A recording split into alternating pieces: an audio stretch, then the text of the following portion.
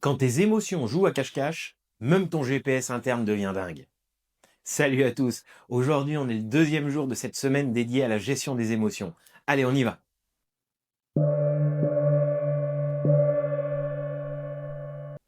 Tu te persuades que tu es rationnel, mais franchement, la plupart de tes grandes décisions, elles sont pilotées par tes émotions.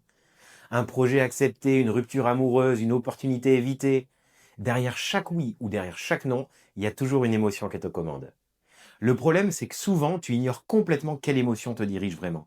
Et pire, tu utilises parfois une émotion écran qu'on appelle une émotion raquette. Alors raquette, on ne parle pas ici d'une raquette de tennis, on parle d'une émotion qui raquette une autre, c'est-à-dire qu'elle prend sa place. En gros, cette émotion raquette, elle est là pour cacher la vraie, celle que tu veux éviter. Quand tu hurles ta colère pour cacher une tristesse embarrassante, quand tu pleures alors que tu es en colère. Alors plongeons direct dans tes émotions dominantes et ce sans filtre.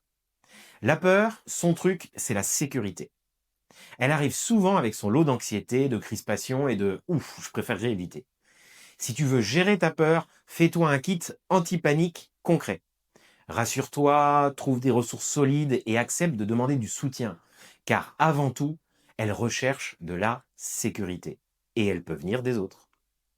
La colère. Sa spécialité, c'est de crier au respect bafoué.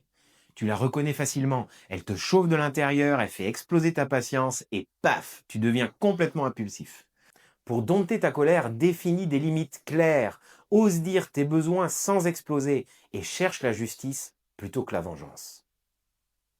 Ensuite, la tristesse. Son message, c'est toujours besoin d'être compris, besoin d'être accepté. Elle pèse lourd sur ton cœur, elle t'isole, elle te ralentit. La clé?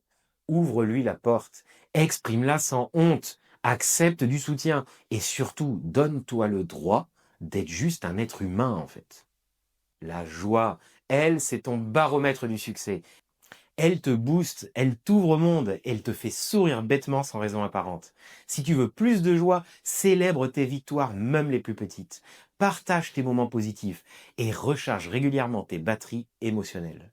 Alors là, on a fait les 4 émotions principales, mais j'aime bien en rajouter 2 autres. De plus en plus, elles sont poussées dans les émotions principales. On parle du dégoût, et en gros, le dégoût, sa mission, c'est te protéger de ce qui heurte tes valeurs profondes. C'est reconnaissable à ta grimace instinctive, à ton recul immédiat, au petit beurre que tu sens à l'intérieur de toi. Pour en faire une alliée, définis clairement tes limites, comme pour la colère, affirme tes valeurs et élimine les sources de toxicité autour de toi. Et puis la deuxième que j'aime bien rajouter, c'est la surprise. Parce qu'elle débarque sans prévenir, souvent avec un sursaut et une bouffée d'adrénaline. Elle te crie « Hey, c'est le temps de t'adapter et de t'adapter très vite ». Pour mieux la vivre, garde l'esprit ouvert, entraîne ta flexibilité mentale et apprends à gérer l'inattendu sans paniquer. Maintenant, fais pause pendant un instant. Pense à tes 3 dernières grosses décisions. Quelle émotion réelle se cachait derrière ton choix? Était-ce de la colère pour camoufler de la peur? De l'indifférence feinte pour masquer ta tristesse?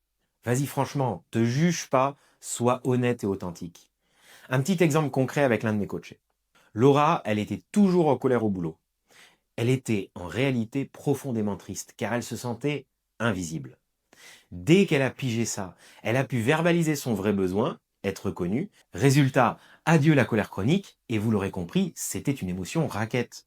Car la colère ici prenait la place de la tristesse qui, pour une raison ou pour une autre, n'était pas autorisée chez Laura. Et puis, pour Laura, bonjour les relations apaisées. Alors, un petit exercice cash pour aujourd'hui. Choisis une décision récente qui t'a secoué un peu. Pas une facile, hein, une vraie grosse. Demande-toi sincèrement. Juste avant, c'est quelle émotion que je ressentais vraiment? Pas celle que tu affichais, hein, celle qui était cachée derrière. Puis demande-toi, quel besoin profond cette émotion exprime-t-elle chez moi? Si vous prenez par exemple, on a déménagé, et que juste avant, le ressenti c'était pas de la joie, mais plutôt de la tristesse, voire même de la peur, c'est que vous avez pris une décision en subissant votre émotion. La maîtrise émotionnelle, ce n'est pas de ne rien ressentir, c'est comprendre exactement ce que tu ressens, pourquoi tu le ressens, et surtout comment tu choisis d'agir avec ça. Souviens-toi de ça, derrière chaque décision marquante, une émotion claire. Ce n'est pas en ignorant tes émotions que tu gagnes en lucidité, mais en les acceptant pleinement, en les exprimant pour qu'elles deviennent ta plus grande force. Allez, demain, on rentre justement dans cette dimension d'accepter pleinement ses émotions. À demain.